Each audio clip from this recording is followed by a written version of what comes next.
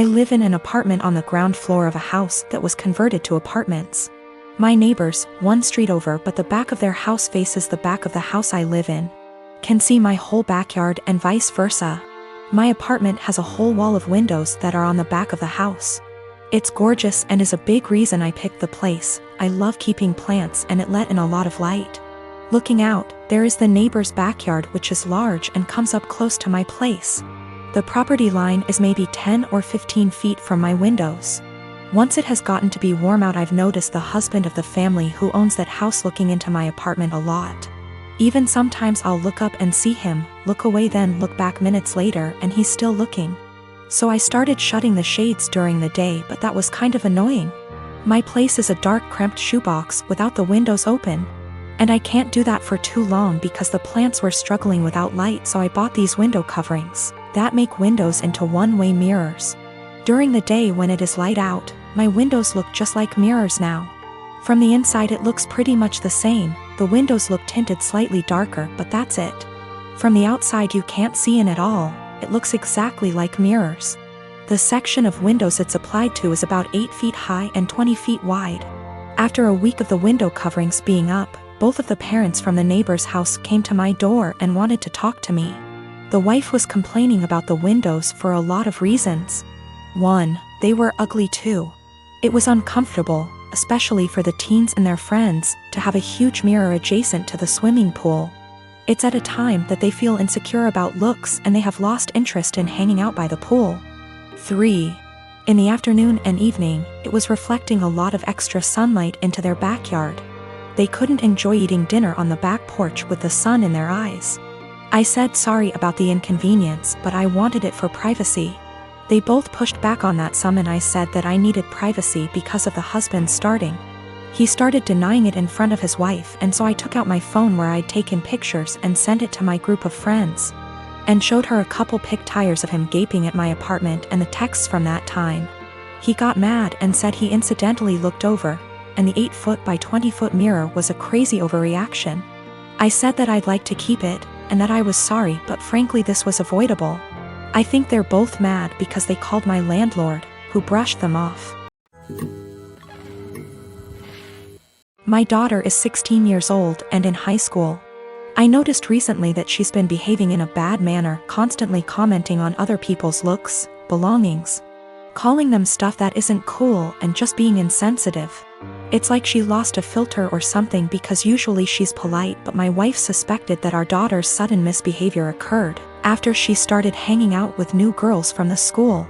Basically the mean type, and have picked on their behavior. I've sat with my daughter and had many discussions about how her behavior has been negatively affecting everyone around her. Our housemaid is the person most affected here, and my daughter has chosen her to be her target for hair, clothes, etiquette, criticism. She has complained about our daughter calling her offensive names like filthy and gross for cleaning certain areas in our house. I took a stand and explicitly told my daughter I'd punish her if she ever said stuff like that to our housemaid again. Last week my daughter had a party to go to. Earlier that day she called our housemaid filthy. So I grounded her by not letting her go to the party. She threw a fit and called our housemaid a liar, saying she never called her that. That was the end of it.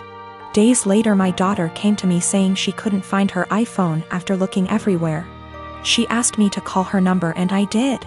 My wife and I were stunned to discover that the iPhone was ringing inside our housemaid's bag. I had in confrontation with her immediately and she denied and cried, saying she never touched the phone nor had any idea how it got there. I noticed my daughter calling her thief repeatedly, so I told her to stop and go to her room. I checked the indoor camera before continuing the argument and saw my daughter place her iPhone inside our housemaid's bag. I was livid. I apologized to the housemaid and gave her the rest of the day off. I then showed the video to my daughter and she was absolutely speechless. I said what she did was immoral and straight up offensive to tamper with that poor woman's livelihood over a petty party she couldn't go to.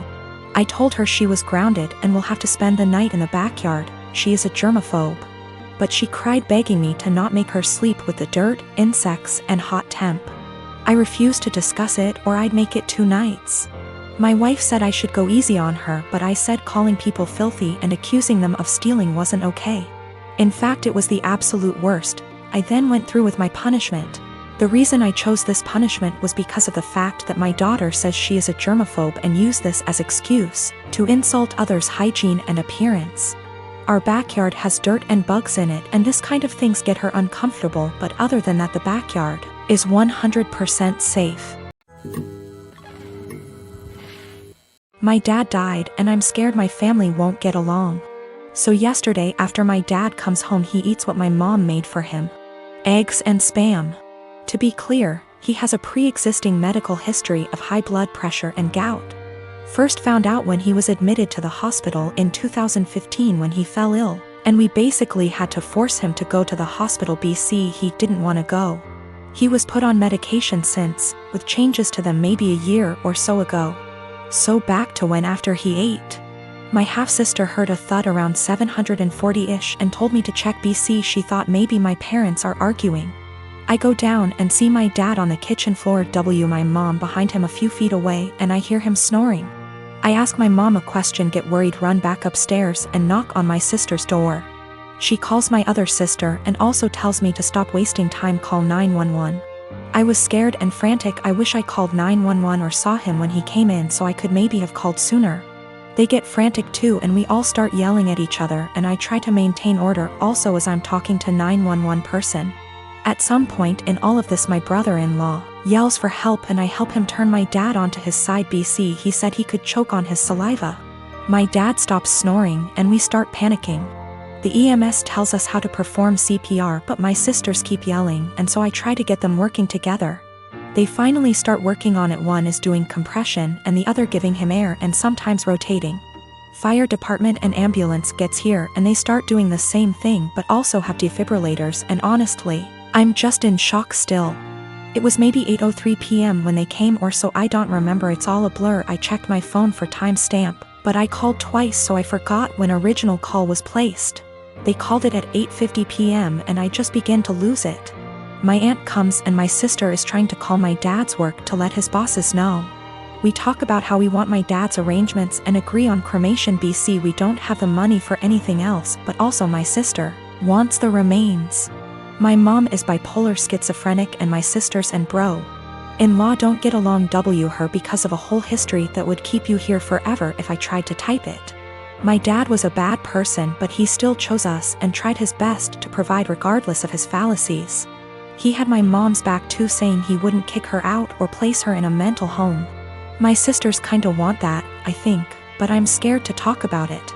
My mom is okay sometimes but also acts up BC of her mental illness sometimes, and my dad and I were her constants regardless of what happened. My mom is old and still wants to benefit from some social security services that my dad had, but my sisters and I think we should get a majority control of his account. There's a lot of renovations to be done. BC he ignored upkeep of the house for a number of years, example, the roof. My mom is not very sad about the ordeal. BC she had a long history of mental abuse from my dad and I understand, but we for some reason stayed together. It how to move forward except for one moment at a time, and I'm still waiting for funeral home to come pick up his body. It's 8:13 a.m. now, been waiting since night before. And I have been crying but also I can't sleep, and I'm sorry if this doesn't meet guidelines. I just need to vent. Even though I told a few friends, I'm still in disbelief. How this will moving forward. I believe it can though. But it's hard to stay positive. I am 19 years old and my parents are in their 50s. For as long as I can remember, I have been allergic to several things: dairy, wheat //flour / gluten, legumes. Since I was a young child, my parents have completely kept all of them out of our house. While other kids ate breakfast cereals, I ate fish and assorted pickled vegetables for breakfast.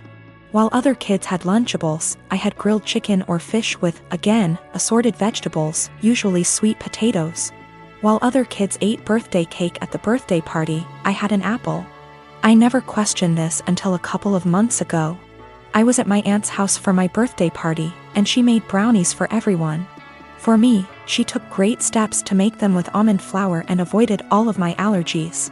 I started eating them and thought little of it until my aunt suddenly looked at me and, in a panicked way, asked which plate I took the brownies from. I pointed from the one where I got my brownies, and she immediately stood up and told me we had to get my EpiPen. She raced to ask my mother for it, and I sat there scared out of my mind because I had never mistakenly eaten flour before.